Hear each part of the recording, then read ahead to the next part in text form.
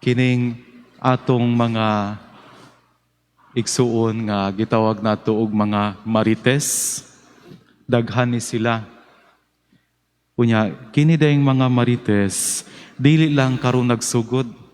Kaniadto pa, naanay mga marites.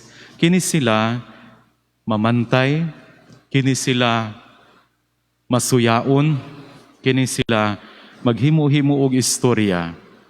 Diha sa atong ebanghelyo, atong nadungog nga sa dihang si Jesus nagpakita og kaluoy kang Sakeo. Nasuko, naglagot, nagbagulbol kining ubang mga tao ug nagyawyaw niingon kining tawhana namisita sa balay sa usa ka makasasala. Sayon kaayo para kanila ang paghukom.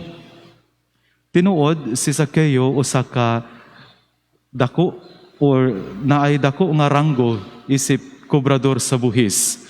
O kini sila giila nga mga makasasala. O kining mga tawhana nasuko tungod kay si Jesus nagpakita og kaayo alang kaniya nga giila nga makasasala. Ang ngalan ni Sakeo nagkahulugan og pure or limpyo or putli. Apan diha sa iyang pagkaputli, nahimo siya nga hugaw, dili lamang atubangan sa katawhan, kundi usab isip tao nga makasasala atubangan sa Ginoo. Kitang tanan sama kang Sakeo.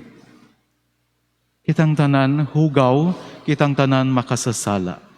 Gani, ang uban ka nato, giisip nga walay nahot diha sa katilingban. Ang uban ka nato, giyamiran diha sa katilingban, tungod kay wala kay nahot, wa kay ayo.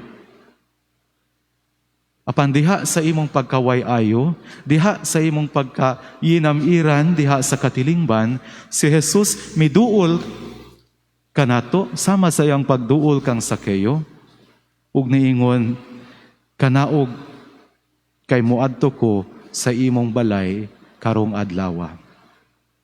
Unsa man kining balay nga dayunan ni Jesus, kini mao ang imong kinabuhi. Kini mao ang imong kasing-kasing. Kung asa si Jesus pwede mo puyo ug makigsalo kanimo. Kung ako siyang pasudlon sa akong kinabuhi, siya mupuyo uban kanako ug makigsalo kanako. Ug niingon si Jesus, kay karong adlaw ang kaluwasan maimo. Si Sakeo sa iyang pagka dili maayong tao, despite sa iyang pangalan nga pure or putli, wala siya nahimong putli sa iyang kaugalingon lamang, kundi diha sa pagpakighigala, pagpakigsuod kang Kristo, siya nahimong limpyo. Igsuon, kung ikaw nabalaka sa imong mga kagahapon, sa imong mga dili maayo nga experiences sa kinabuhi, ayaw kabalaka kay kung si Kristo moabot sa imong kinabuhi, iya ikaw nga limpyohon ug himuon kaniya nga iyang higala. Pasagdi ka ng uban nga wala makagusto sa imo. Pasagdi ka ng uban nga nagselos sa imo. Pasaglis sila, tungod kay ang importante karon, ikaw ug ang Ginoo. Ako ug ang Ginoo. Si Zacchaeus wala magsapayan. Wala siya mitubag sa mga bagulbol sa iyang mga silingan nga nagmarites kaniya. Wala gani siya misulti kanila. Kundi miingon siya kang Jesus, Ginoo, iuli nako kung nakalapas ko sa akong isikataw, ako siyang bayran.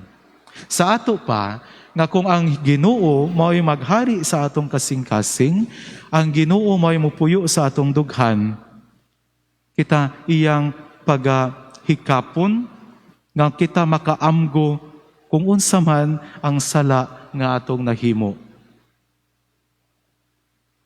Ang Ginoo magtandog kanato. Dili lamang kang Zakeo kaniadto, kundili ang pulong sa Dios nga buhi nga atong nadungog every time nga musimba ta, every time nga magbasa ta sa balaan nga kasulatan, kini buhi nga pulong. Sama sa iyang pagpakikistorya kang Zakeo kaniadto. Unta, every time nga makadungog ta sa pulong sa Dios, kini mutandog sa atong kasing-kasing. Ug dili lamang mutandog, kundili magpaagni ka nato nga kita mubuhat sa maayo alang ngadto sa atong isig katao. Ilabi na sila nga mas labi pang nanginahanglan. Usahay, buratag si Zakeo, gihukman, panghimaraot, pero usahay, mura putag kaning mga marites nga naa sa atong ebanghelyo karon.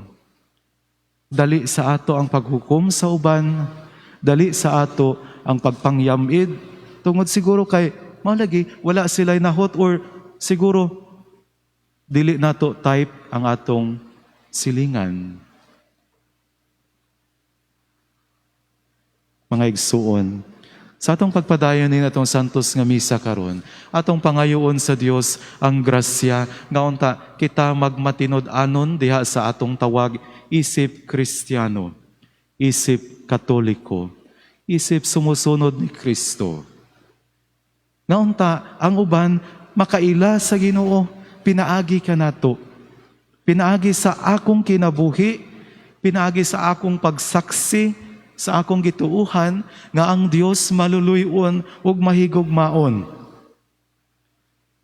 Nga unta sila maka-experience sa kaayo sa Dios, pinaagi kanako sama ni Zakeo nga nahimong amigo sa Ginoo.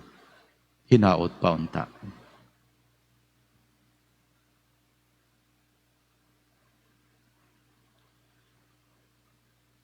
Palihog manindog.